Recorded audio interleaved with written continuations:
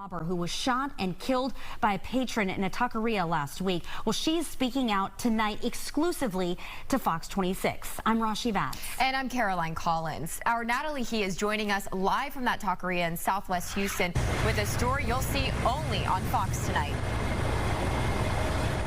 That's right. That mother tells us her son was trying to get his life back together after getting out of prison. He got a job and welcomed the newborn son 4 months ago. She also says she knew that he was struggling financially, but says she never knew how desperate he was for help.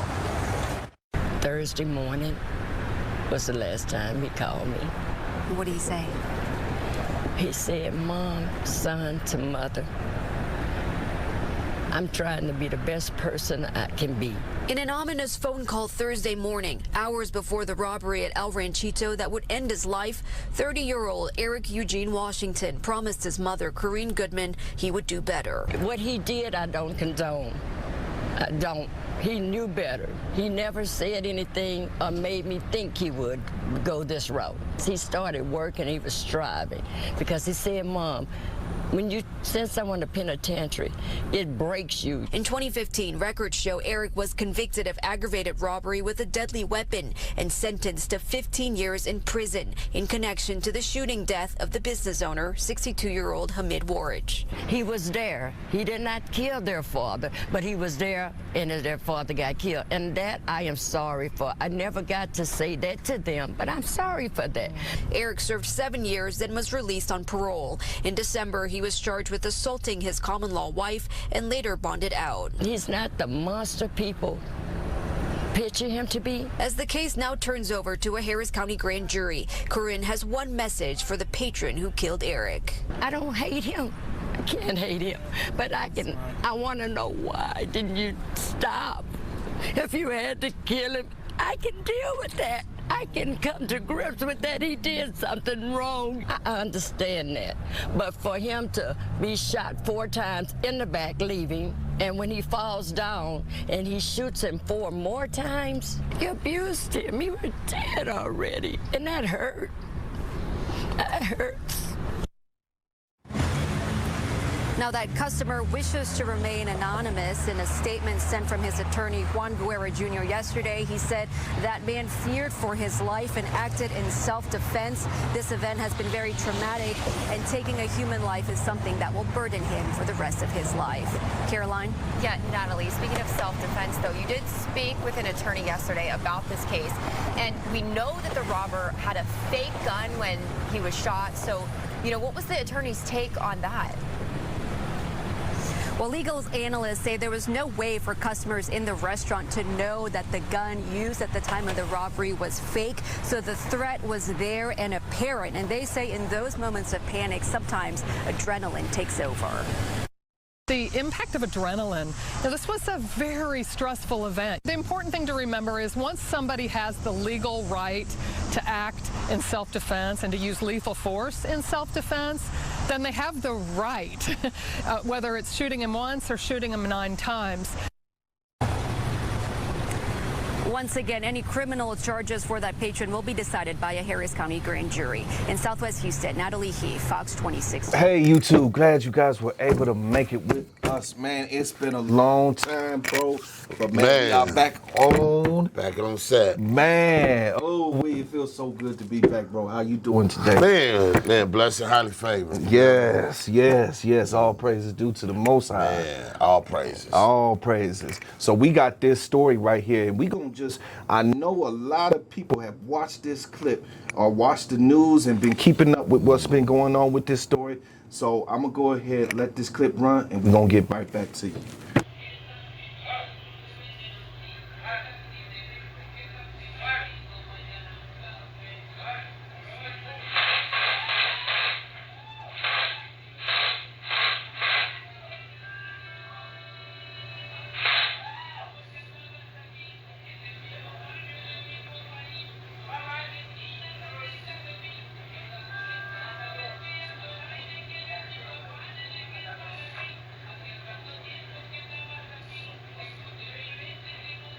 Hi, bro.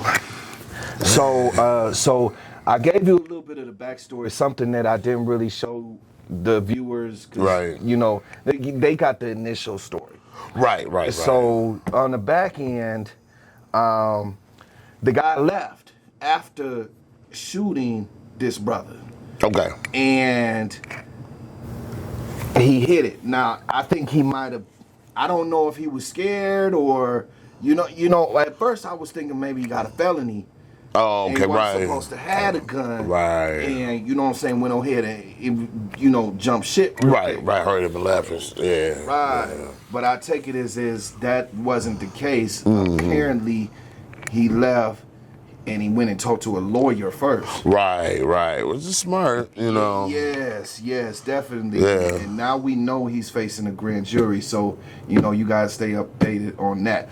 But as far as the crime itself, see, we have this brother who, as we seen, his mother is saying he fell on hard times, and he was having a hard time, I guess, adjusting back into society. Right, because he was locked up, right? In prison, in for prison. 7 years. Was it 7? Okay, but they gave him 15. But They gave him 15. But he served 7. Okay, gotcha. Yeah. So here, I know we all have choices. I know it gets hard. Oh, absolutely. Out here. For everybody, And yeah. the easy thing is just to grab that gun and go take from somebody else. That's the easy thing. You know what? Yeah, you have the advantage, but nowadays, and not in every case is it easy. No, it's not. No, Just it's like not. you just seen in this video. Factual. You know what, the video I seen, it wasn't easy for him. Nah. He lost his life. Nah, yes. You know what I mean? Yes. You know what I mean? And then you in a carry concealed state, you shoot. Because Texas, man, they don't play. You know what I mean? Everybody got a gun in Texas. Yeah. You know what I'm saying? They joke about that. A bottle of Jack Daniels, please. Here you go. Thanks. What's this? That's your gun. Buy some liquor, get a free gun. Is that like a special you have on now or something? Nope. Texas state law. You have a nice day now. State law? You know what I mean? So, he go up in there. He thinking it's an easy lick. Yeah. He don't make it out of there. Yeah. So it wasn't easy. Yeah. It wasn't easy. I mean, maybe that's the frame, the frame of mind. His state of stay mind. right. You know what I mean? Right. But not considering, for one, the state he live in, and for number 2, he might not be the only one in there with a gun. Factual. You know what I'm saying? And he turning his back. The dude got him when his back was turned. Yes. I mean, there's so many people that could have had a gun. Right. It could have came from anywhere. Anywhere. And while he turning around and Right. He didn't see it coming. Yes. He didn't see it coming, man. And I'm sorry I didn't tell you this, but the gun was fake. That he had. He had a fake gun. And see, that's something you don't never do. Because what about in this situation? Shit. This man had a real one. Yeah. He didn't know that was fake. Nah, they didn't know that's fake. You know what I'm saying? But you trying to do it easy. That's why I say it ain't easy, bro. It ain't. People might think it is, Right. but it ain't. You got to fake a gun? Yeah. Now what happens if you need to shoot back? You're not. Right. You're going to take you're all not those. capable of doing it because it's not a real gun. Yes. Yeah, you're going to take all those hits. And that's something that he should have took into consideration. I mean, for one, not even been there. You know what I'm saying? Not even been there. You know what I'm saying? I understand, and I just got to say this real quick, bro. You know what I mean? I've been locked up before. You know what I mean? So I understand what it being locked up can do to you. You can get institutionalized behind it. With a felon, it's hard to get certain jobs, a lot of jobs, you know what I mean? I understand it's hard out there, for a lot of people. But it's never worth your life to do something that's an easy lick. You know what I mean? It wasn't easy for him. He lost his life behind that. Now, I'm pretty sure he'd have never went in there knowing he was going to lose his life. Nobody would have, you know what I mean? No. But that's the type of stuff you got to think about before you go in there.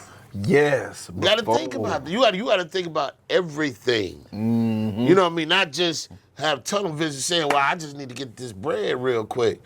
You know what I'm saying? I don't know how much money he thought he was going to get up out of that taco stand, you know.